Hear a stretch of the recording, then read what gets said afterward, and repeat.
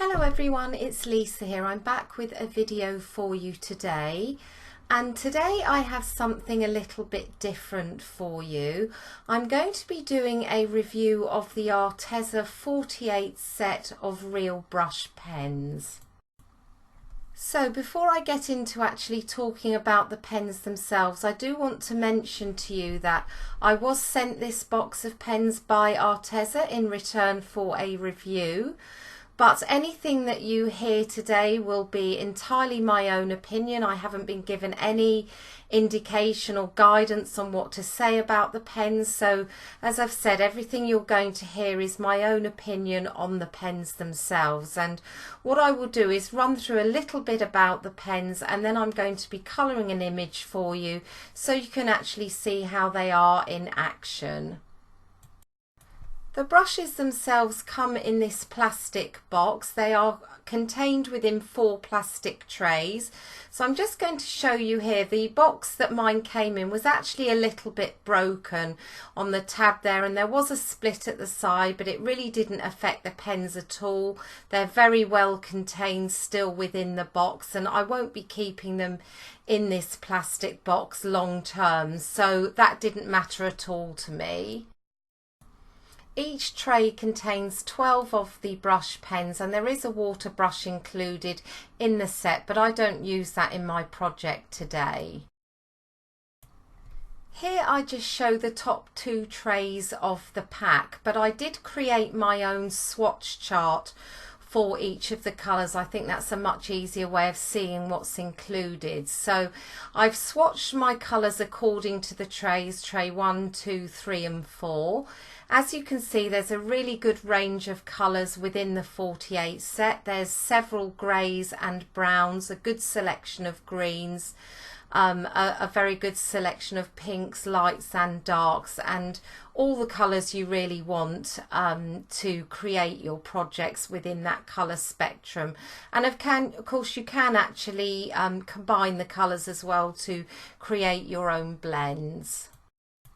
These swatches have been created on a smooth cardstock, as that's my normal go-to cardstock for this type of pen. But I will be using a different cardstock for my project, so you'll be able to see how well they actually blend on a watercolour cardstock as well. The pens themselves have a black round barrel, and on that barrel there is all sorts of information contained relating to that marker, so you get the colour of the ink and the number that relates to that. There's some general information on one side about where they're designed and manufactured, and all sorts of safety information as well. But when you look at the pen, you do see on the right hand side there's a little indicator as well as to what colour you're using, so that's a really useful thing to have on each pen in case you don't have your swatches to hand. You can buy these markers in a 12, 24, 48 and 96 set, and although you can't buy singles of each individual colour, I do believe you can get each individual colour in a pack of 4 if you do run out of your favourite colours. For my project today, I'm going to be using some watercolour cardstock from this pack. This is the Arteza watercolour pad in the premium range. You get 32 sheets of 300 GSM cardstock. It's a cold press paper, so there is some texture on one side and it's a little bit smoother on the other. As with most watercolour cardstocks, it's not a bright white cardstock at all, but it does have a creaminess to it, but I didn't feel it was overly creamy, certainly not as much as I have with some of my other cardstocks. I've just pulled out 7 of the brush pens here that I'm going to use in my project. I will put the names up on the screen as I go. I've got 3 pinks, 3 blues and a green that I'm going to be using today. I've stamped out my image onto the cardstock. This is the My Favourite Things Floral Focus image, and it's been stamped in VersaFine ONYX black ink and heat embossed with a clear embossing powder. And I've taken my three pinks here, my light, my medium and my dark, and just set them to one side. I have an acrylic block and a paper towel and my water brush. So we're going to dive into the colouring now, and I'm going to take my lightest colour to start. This is the bubblegum pink colour, really pretty light pink, and that's what I'm going to use as my base on each of the petals. I pretty much always start with my lightest colour, so I've laid a small strip of that pigment down on the left hand side, and I've taken my water brush and I'm just blending that out almost to the edge of the petal, but not quite. I want to try and preserve a white area within that petal. I do find that I lose a little bit of it on some of the petals, but that's more because I guess I didn't do it well enough, as opposed to it being anything to do with the pens. So I'm just filling in all the petals here with that light colour. Some of them I do actually leave clear. I don't put pink in all of them because I know that I'm going to be adding the two darker colours in to some of those smaller areas, and there really wasn't any point putting the light colour in there. But on most of the petals I do set it down as my kind of base colour. I'll just be showing you a couple of the flower images coloured today. I won't show all the colouring as we'd be here for quite a long time. I'm going to move on now to my medium colour, and this is the rouge pink colour. It's a really beautiful pink. It's got a slightly reddish tinge to it, but it does go well with the bubblegum pink. So I'm adding that into the same areas as I've kind of put my first layer of pink down. So I guess just where I think the shadows might be, I'm just adding a little bit of depth with that medium tone there. So you can see I add it onto the petal, and then I pretty much blend it out straight away so that I don't get too many harsh lines, and it does blend out properly. But this cardstock is good for blending. A lot of watercolour cardstocks don't work that well for this type of marker, but I do think that this cardstock worked well for it. So I'm just adding in that slightly darker colour into those darker areas and blending that out. And I tap my brush off to the side just to clean it off, to bring more clear water onto the cardstock. That just means it's easier to get, or to sort of keep that white area if you don't oversaturate it with the pigment. For those of you that follow my channel regularly, you'll know that I really like colouring with my Zig Clean Colour Reel brush markers. So I was really excited to see how these brush pens would compare. And I have to say that I really do like them. I think the price point is excellent, and I think that they blend just as well, and they have a beautiful array of colours. So I definitely am happy that I've been able to add those to my stash. I'm moving on to my deepest colour here. This is the wine red, and I've scribbled it some out onto an acrylic block.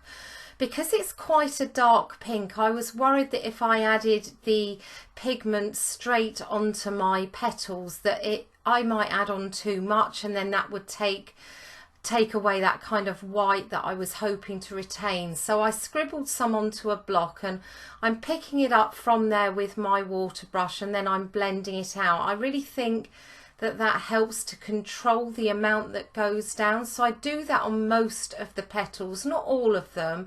I think for the larger petals you can get away with adding it directly in from the pen, but I definitely, as you can see here, it does travel quite a long way, and I really didn't want to lose all of the other colour.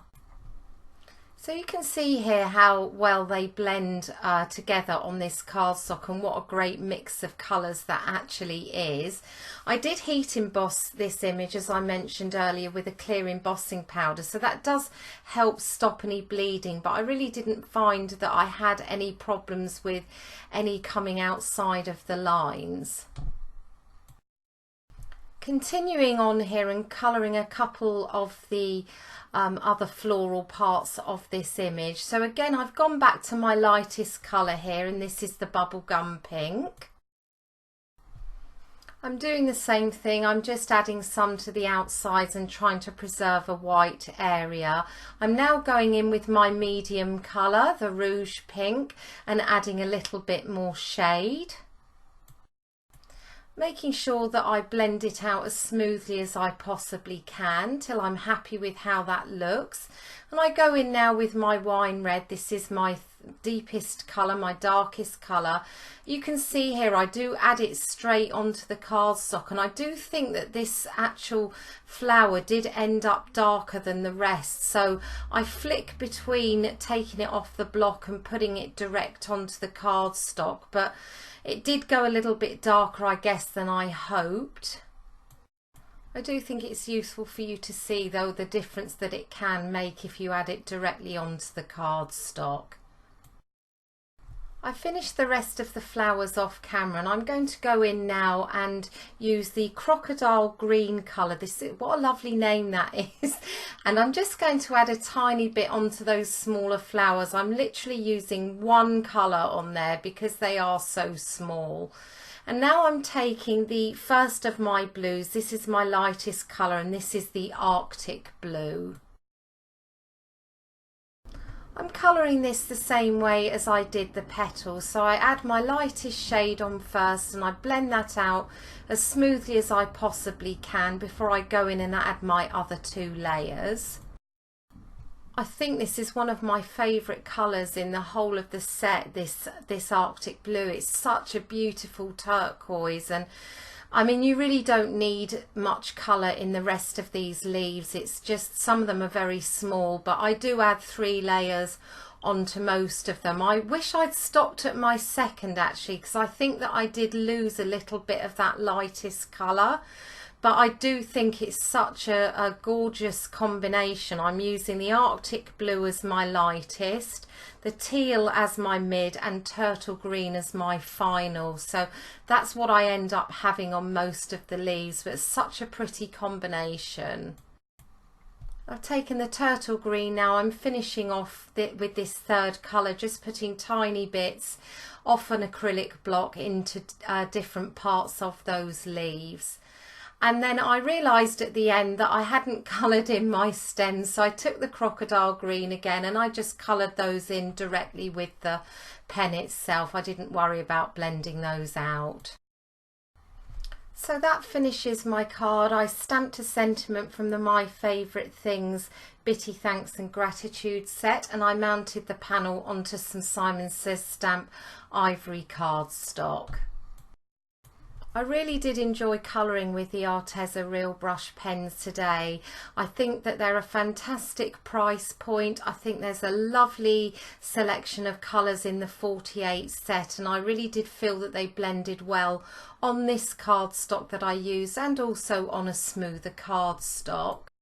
I definitely feel that despite the fact that they are slightly cheaper than other pens on the market, they were still a very, very good quality, and I'm more than happy to continue using them on other projects. So I want to thank you for joining me today. I hope you enjoyed the video. I'm going to list all the products that I used in the description below in YouTube and over on my blog. Thank you for watching, and I'll see you soon.